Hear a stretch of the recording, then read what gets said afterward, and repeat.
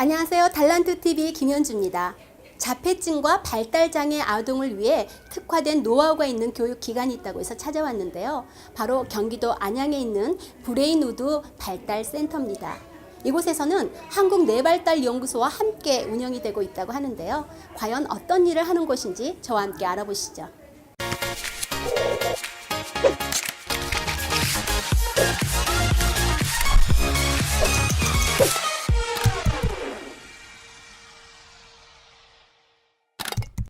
네, 소장님 안녕하세요. 예, 안녕하세요. 네, 간단하게 소장님 소개 좀 부탁드립니다. 예, 저는 발달장애 아동을 위해서 뇌 발달을 연구하는 한국뇌발달연구소 김일권 소장입니다. 네, 이곳에서 하시는 일들이 참 많은데요. 브레인우드 발달센터, 그리고 한국뇌발달연구소, 그리고 한국특수요육원까지 명칭이 참 다양한 것 같아요. 구체적으로 어떤 일을 하는 곳인지 소개 좀 해주세요. 예, 뇌 발달 장애는 다시 말해서 이제 발달 장애 아동들을 치료하는 그런 기관인데, 요육원 그러면은 치료 교육을 이렇게 묶어서 말할 때 요육원. 그러니까 저희가 국내에서는 그 요육원 유일하게 이제 운영을 하고 있습니다. 그래서 뇌가 발달하는 데는 자연 속에 들어가서 숲 속에서 맑은 공기를 마시고 또 3차원의 세계에서 아이들이 경험하면서 이렇게 하는 프로그램도 있고, 실내에서 교사와 1대1로 하는 프로그램도 있고, 그러다 보니까 좀 다양한 기관을 이렇게 종합적으로 이렇게 잘 함께 협력해 가면서 운영을 하기 때문에 좀 다양한 기관이 여러 개 함께 힘을 협력하고 있습니다. 명칭은 각각 달라도 그래도 한 가지 목표로 운영이 되고 있는 셈이네요. 예, 그렇습니다. 네. 근데 소장님 너무 궁금한 게 어떻게 이 일을 처음에 하게 되셨는지 계기가 참 궁금해요. 예, 저는 저희 첫 딸아이가 1981년 2월 19일 출생을 했는데 3일 만에 뇌성마비 판정을 받았습니다. 뇌성마비는 뇌에 이상이 있기 때문에 의학적으로는 치료가 불가능하다고 병원 의사들이 말씀을 했습니다. 그래서 참 예쁜 내 아이가 자라는데 병원에 특히 의사들의 도움이 전혀 미치지 못한다는 것을 알고, 그때부터 아빠인 내가 포기할 수는 없다. 그래서 뇌에 대해서 여러 가지 과학 서적을 보고 또 뇌가 발달할 수 있는 그런 여러 가지 프로그램을 전 세계적으로 다니면서 제가 다 정보를 수집해서 우리 딸아이가 말을 처음에 못하다가 말을 하게 하고, 그리고 걷지 못하는 아이 걷게 하고, 그리고 친구 못 사귄 아들 친구 사귈 수 있도록 하면서 뇌 발달에 대한 구체적인 연구를 했는데 벌써 한 30여 년이 됐네요. 네. 처음 계기를 듣고 나니까 참 계기는 마음이 아프지만 결과적으로 더욱더 많은 아이들에게 도움을 줄 수 있어서 참 다행이라는 생각이 듭니다. 그렇다면 내 아이가 자폐 증상이 있는데 혹은 또 장애가 있는데 어떻게 치료를 시작하면 좋을까 고민하신 분들이 많으실 거예요. 언제쯤 치료를 시작하는 게 좋고 또 이곳을 이용하려면 어떻게 해야 하나요? 예, 보통 발달 장애 그러면 의학적으로 치료 방법이 아직 없기 때문에 포기를 하는 경우가 많습니다. 그러다 보면은 조금 부모님들이 좀 쉬기 위해서 복지관에 아이를 보내는 경우도 있고, 또는 그냥 포기를 하고 있다가 특수학교에 보내는 경우도 있습니다만, 내 아이가 발달상에 문제가 있다고 생각되면 저희는 그 즉시부터, 뇌 발달은 출생에서부터 24개월 때까지가 가장 많이 발달하고, 또 30개월 이전에 여러 가지 뇌 발달 프로그램을 하면 충분히 개선될 수 있고 경우에 따라서는 완치도 될 수 있습니다. 그러면 학부모님, 부모님들 입장에서는 굉장히 반가운 소식일 것 같아요. 그렇습니다. 보통 많이 지치기도 하고 힘드신데 치료를 빨리 시작하는 게 좋군요. 그렇습니다. 그렇다면 발달장애 치료를 위해서 여러 가지 프로그램들을 운영하고 계시다고 들었어요. 어떤 프로그램들이 있나요? 보통 이제 뇌과학에서 뇌의 기능이 감각이 먼저 발달을 하고, 그 감각이 여러 가지 감각이 의미를 형성해서 다른 사람과 이제 눈빛으로 커뮤니케이션을 하고 동작으로 커뮤니케이션하고, 그러다가 이제 언어가 발달하죠. 그래서 첫 번째는 인간의 뇌 발달은 자기가 가지고 있는 감각을 주변과 상호작용을 해서 잘 발달시켜야 합니다. 그 다음에는 그것을 보통 이제 자극이라 그러죠. 그 다음에는 자기가 감각이 들어오면 반응을 할 수 있는 기회가 주어져야 되죠. 그래서 계속해서 반응을 할 수 있도록 유도해 주면 이제 조금씩 이제 감각은 인풋이라 그러죠. 예, 수용하고 그 다음에 운동 활동은 아웃풋이라 그러죠. 표현을 하게 하죠. 이것이 기초적인 반복이 되면서 조금씩 발전을 하면서 뇌는 발달하게 됩니다. 예. 그렇다면 포기하지 않고 꾸준히 어렸을 때부터 또 혹은 이른 시기부터 자극을 주는 게 중요하겠네요. 예, 그렇습니다. 그래서 뇌는 자극을 받으면 생존해야 되기 때문에 반응을 하면서 뇌는 발달하게 되어 있습니다. 네. 그래서 발달 장애나 자폐증 경우는 특히 우리나라에는 선천적이다 또는 유전적이다라고 말을 하면서 100% 유전적으로 원인을 돌려버리기 때문에 그 치료적인 노력을 안 하는 안타까운 현실입니다. 그러나 이미 뇌과학자들의 그 근거 있는 연구에 의하면은 어떤 상태라도 뇌는 50% 환경의 영향을 받고 있기 때문에 적절한 환경 개선과 프로그램을 해주면 치료적인 효과를 충분히 볼 수 있고 경우에 따라서는 완치도 될 수 있다는 것이 뇌과학자들의 연구 내용입니다. 예. 네, 소장님 말씀을 들으니까 기쁘기도 하고 한편 안심이 되네요. 그 자폐와 관련된 논문을 서울대학교 자연과학대학에서 발표했다고 들었는데 논문의 내용은 어떤 건가요? 예, 논문의 내용은 시냅스의 가소성과 자폐 치료 연구입니다. 우리나라의 뇌과학자로서 대표적인 강봉균 교수님께서 지도를 해주셨고요.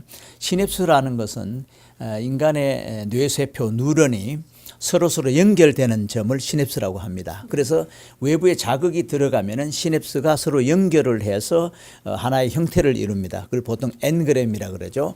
기억의 흔적, 감각의 흔적을 모아서 듣는 엄마의 목소리, 또 엄마의 얼굴, 엄마와 접촉 경험이 모아서 나중에 엄마라는 그러한 그 언어, 상징을 형성하는데, 그래서 그 시냅스가 좋은 경험을 하게 되면은 새로운 경험에 대한 기대가 생겨서 점점 발달한다. 그래서 보통 그것을 경험 기대적 가소성이라 그럽니다. 그래서 경험이 기쁘고 즐거우면은 그 기대치가 활동 전이를 일으켜서 시냅스가 형성이 되는데, 그 시냅스는 결국은 가소성 계속 변한다는 거죠. 장애라 하더라도 좋은 자극, 좋은 경험을 하게 되면은 그 시냅스가 발달을 해서 뇌의 상태가 점점 발달하는데, 자폐증도 마찬가지다. 따라서 적절한 자극에 의해서 시냅스의 가소성을 토대로 해서 지속적인 치료 교육을 실시한다면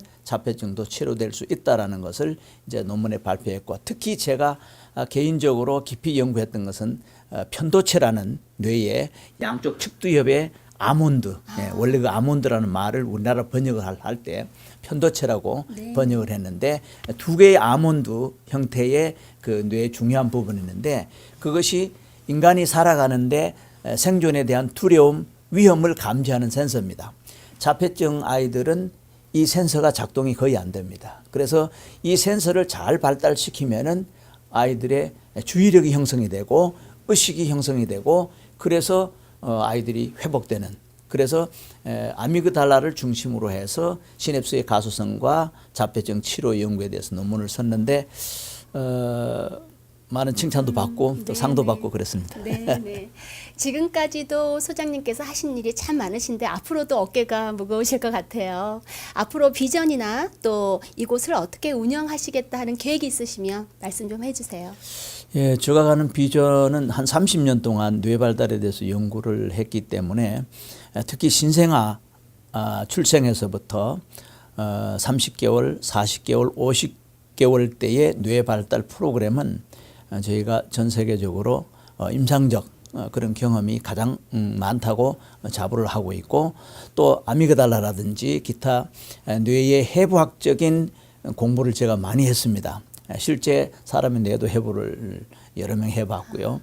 그 다음에는 이제 세계적인 뇌과학자인 조장희 박사님께서 저희 기관의 고문이시기 때문에 임상 해부학적인 자료가 뭐 어떤 연구보다도 우리가 많이 있습니다. 그래서 제가 그동안 경험한 발달장애 치료에 대한 연구가 앞으로 전 세계 수억의 발달장애 아동들을 치료하는데 충분히 기여할 수 있으리라는 기대를 가지고 또 그렇게 국내외적으로 좀 열심히 마지막 생애를 불태워 볼까 합니다. 네. 혹시 마지막으로 그동안 이 센터를 운영하시면서 기억에 남는 아이가 있다면 네, 소개 좀 해주실 수 있나요? 예, 이름을 밝히긴 좀 그렇고요. 네. 부모님들이 다 의사하고 그런 아이인데 늦게 왔어요. 늦게 왔는데 그 아이를 통해서 뇌 연구에 결정적인 많은 경험을 하게 되었습니다. 그 아이는 해운대 바다에 추운 겨울에 들어가서 1시간, 2시간을 있어도 추운 줄 모르고 감각 센서가 완전히 작동을 하지 않았고 또 어떤 장소를 가도 밤길을 걸어도 두려움을 몰랐던 아이입니다.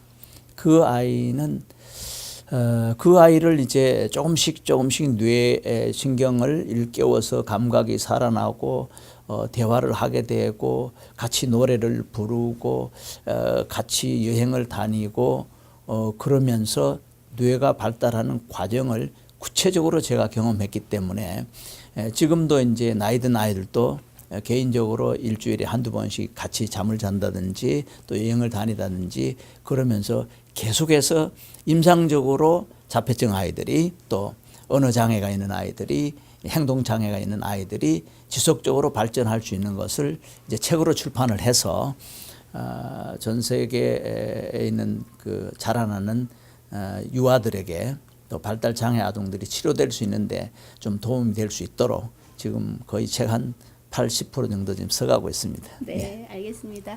오늘 말씀 감사합니다. 예, 감사합니다.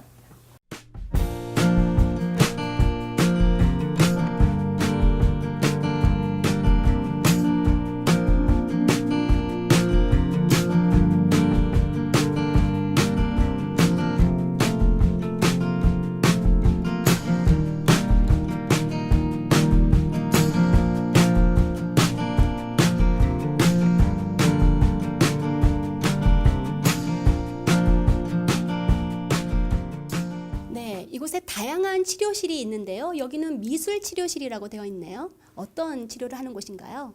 예, 여기는 아이들이 자기가 보고 경험한 것을 이렇게 미술처럼 그리고 선을 그리고 이렇게 하면서 아이들이 표현력을 이렇게 발달시키는 그런 곳입니다. 예. 네, 마음속에 표현을 하거나 그런 것들을 그림으로 옮기는 작업이 굉장히 중요할 것 같다는 생각이 드네요. 여기는 언어 치료실이에요. 예, 여기는 언어 치료실인데 보통 우리가 언어는 자동적으로 되는 거라고 생각하는데 그렇지 않습니다. 언어는 배워야 됩니다. 네. 그리고 연습을 많이 해야 됩니다. 그래서 그 언어는 절차 기억이라고 하는데 돌에서 24개월 사이에 어린아이들은 계속 중얼거리거나 말을 하면서 언어가 발달하는데 참고적으로 텔레비를 많이 보거나 조기 교육시킨다고 책을 많이 보거나 이렇게 하면은 이 좋은 기간 훈련이 안 돼서 언어가 지체되는 경우가 있습니다. 아, 그렇군요. 예. 네, 여기는 언어 치료실 1, 그리고 여기는 언어 치료실 같은 치료실인데 나눠진 이유가 있나요? 예, 여기는 특징적으로 언어인데요. 여기 보면은 안녕하세요. 안녕하세요. 안녕. 반가워. 네. 오나.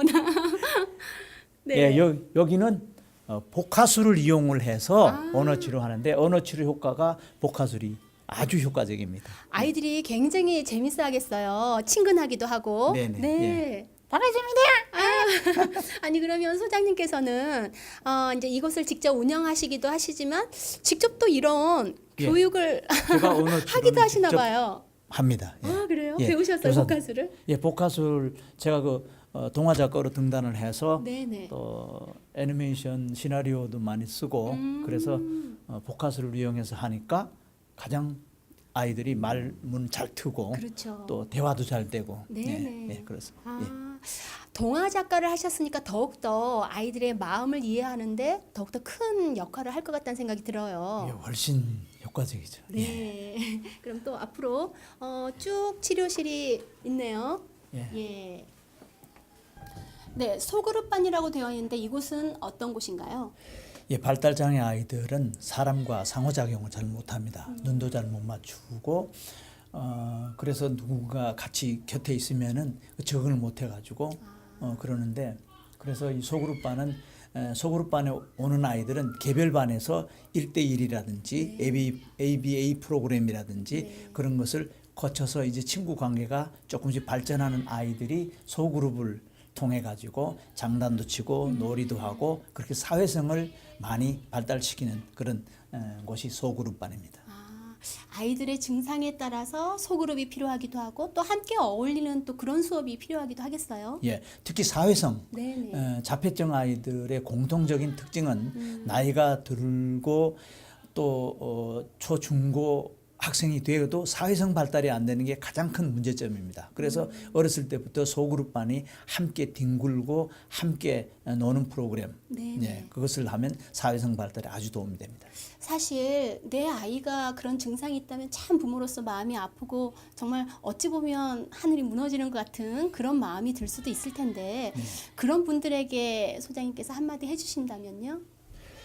예, 우리 소그룹반에 주로 하는 것이 아이들이 껴안고 올라타고 뒹굴고 하는 몸으로 접촉하는 놀이를 많이 합니다. 그래서 인간의 뇌는 몸 접촉을 통해서 자기 신체의 여러 가지 그 위치를 뇌뇌가 파악을 하기 때문에 몸으로 접촉하는 놀이가 아주 중요합니다. 네네.